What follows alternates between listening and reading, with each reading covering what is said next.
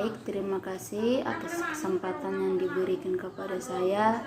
Saya atas nama Cici Puspitasari akan menjelaskan video tentang perkembangan sosial, emosional, dan moral anak usia dini, anak usia sekolah dasar, dan anak usia remaja. Perkembangan sosial emosional anak usia dini. Perkembangan sosial emosional anak usia dini adalah proses perkembangan anak dalam berinteraksi dengan lingkungan sekitarnya, kepada orang tua, teman sebaya, dan orang-orang dewasa, serta proses perkembangan keadaan jiwa anak dalam memberikan respon terhadap keadaan di lingkungannya yang sesuai dengan aturan sosial yang diperoleh melalui mendengar, mengamati, meniru, dan dapat distimulasi melalui penguatan dan modeling. Menurut Hurlock 1993, perkembangan emosi terjadi sangat kuat pada usia 2,5 sampai 3,5 dan 5,5 sampai 64 tahun. Reaksi emosional anak sangat kuat. Anak akan merespon peristiwa dengan kadar emosi yang sama. Semakin bertambah usia anak, semakin mampu untuk mengontrol emosinya. Reaksi emosionalnya muncul setiap peristiwa dengan cara yang diinginkannya dan dengan waktu yang diinginkannya pula. Emosi mudah berubah dan memperlihatkan reaksi spontanitas atau kondisi asli, dan anak sangat terbuka dengan gelaman pengalaman hatinya.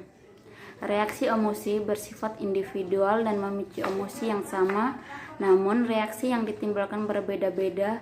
Hal ini diakibatkan oleh faktor pemicu emosi. Keadaan emosi anak dikendalikan dengan gejala tingkah laku yang ditampilkan, dan anak sulit mengungkapkan emosi secara verbal, dan emosi mudah dikenali melalui tingkah laku yang ditunjukkan. Perkembangan sosial emosional anak merupakan perkembangan tingkah laku pada anak untuk dapat menyesuaikan diri dengan aturan yang berlaku dalam lingkungan masyarakat. Pada masa ini, proses anak belajar dalam menyesuaikan diri dengan norma, moral, dan tradisi dalam masyarakat. Piaget dalam teorinya menyebutkan adanya sifat egosentris yang tinggi pada anak karena anak belum dapat memahami perbedaan perspektif pikiran orang lain.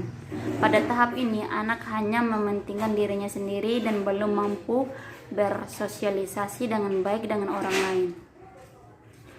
Perkembangan moral anak usia dini dengan mengambil sudut pandang orang lain akan membantu anak memahami apa yang benar dan apa yang salah. Melalui interaksi anak dengan orang lain, ia segera menangkap apa yang diharapkan dalam situasi sosial, dan anak akan sampai pada perkembangan sejumlah pemahaman sosial. Misalnya, ada sejumlah peraturan sosial seperti mengatakan tolong, terima kasih. Kata-kata tersebut akan membantu mereka mendapatkan objek yang mereka inginkan. Ketika anak berinteraksi, mereka akan berhubungan dengan konsep tentang keadilan, kejujuran, kewajiban, dan kebaikan. Oleh karena itu, Damon mengatakan bahwa kesadaran moral anak diperoleh dari pengalaman sosial yang normal. Ketika anak-anak menjadi semakin sadar akan sudut pandang orang lain dan pengaruh mereka sendiri yang kuat dalam berbagai situasi, mereka akan memiliki kesempatan lebih banyak untuk menjadi semakin sadar akan hukum dan adat tentang apa yang dikehendaki masyarakat dalam interaksi mereka dengan orang lain. Kesadaran ini digambarkan sebagai basis bagi perkembangan moral. Beberapa aspek dari perkembangan moral anak usia 4-8 tahun mencakup konsep anak tentang persahabatannya dan kewajiban tertentu dari persahabatan, keadilan dan kejujuran, kepatuhan, otoritas, serta hukum-hukum sosial dan adat.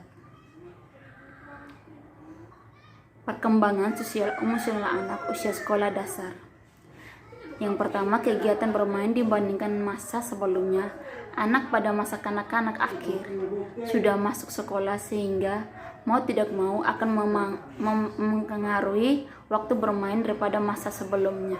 Hal ini ditunjang dengan banyaknya acara di TV, radio, serta buku-buku bacaan yang banyak disajikan untuk anak kelompok usia ini. Bermain sangat penting bagi perkembangan fisik, psikis, dan sosial anak. Dengan bermain, anak berinteraksi dengan teman main yang banyak memberikan berbagai pengalaman berharga Bermain secara berkelompok memberikan peluang dan pelajaran kepada anak untuk berinteraksi dengan bertenggang rasa dengan sesama teman. Permainan yang disukai cenderung kegiatan bermain yang dilakukan secara berkelompok, kecuali bagi anak-anak yang kurang diterima di kelompoknya dan cenderung memilih bermain sendiri. Yang kedua, minat membaca sampai usia 8 tahun.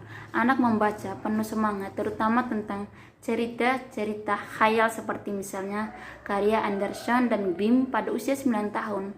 Kesenangan membaca mencapai puncaknya. Bacaan yang realistis mulai digemari terutama oleh anak laki-laki pada usia 10-12 tahun. Perhatian membaca mencapai puncaknya dari kegiatan membaca. Inilah anak memperkaya pembendaraan kata dan tata bahasa sebagai bekal untuk berbicara dan berkomunikasi dengan orang lain. Yang ketiga, teman sebaya. Teman sebaya pada umumnya adalah teman sekolah atau teman bermain di luar sekolah. Pengaruh teman sebaya sangat besar bagi arah perkembangan dari anak, baik yang bersifat positif maupun negatif.